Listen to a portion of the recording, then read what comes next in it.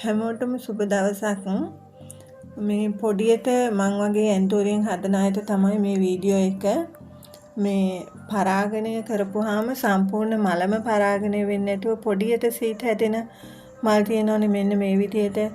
ඒ ඇට කොහොමද මම පැල කරගන්නේ කියලා තමයි මම මේක කියන්නේ. මේ හොඳ මහා පරිමාණයෙන් කරන අය මේ ගැන හොඳට දන්නවා. ඒත් අලුතින් වගාවට එකතු වෙච්ච මං වගේ පොඩියට කරගෙන යන අයට තමයි මේ වීඩියෝ එක ගොඩක්.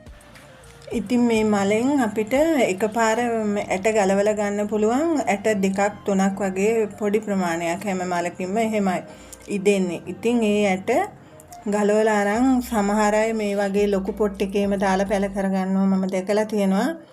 ඒත් මේ ගහ අපි කට් කරලා අමතක වෙලා හරි මේව කරොත් පැල අපිට නැති වෙනවා. ඒක නිසා මම මේ වගේ පොඩි පොට් එකක් අරන් චූටිම පැල හදන මීඩියා එක දාලා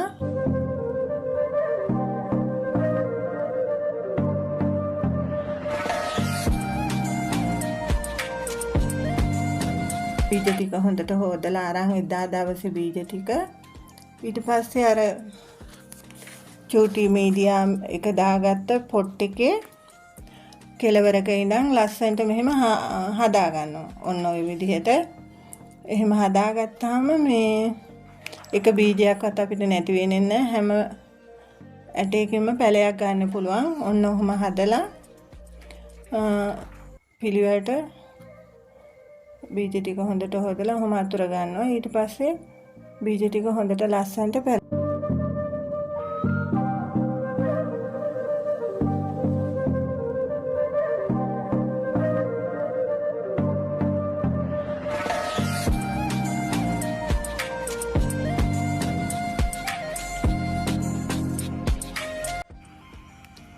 මේක පොලිතින් එකකින් වහලා තියන්නත් පුළුවන්.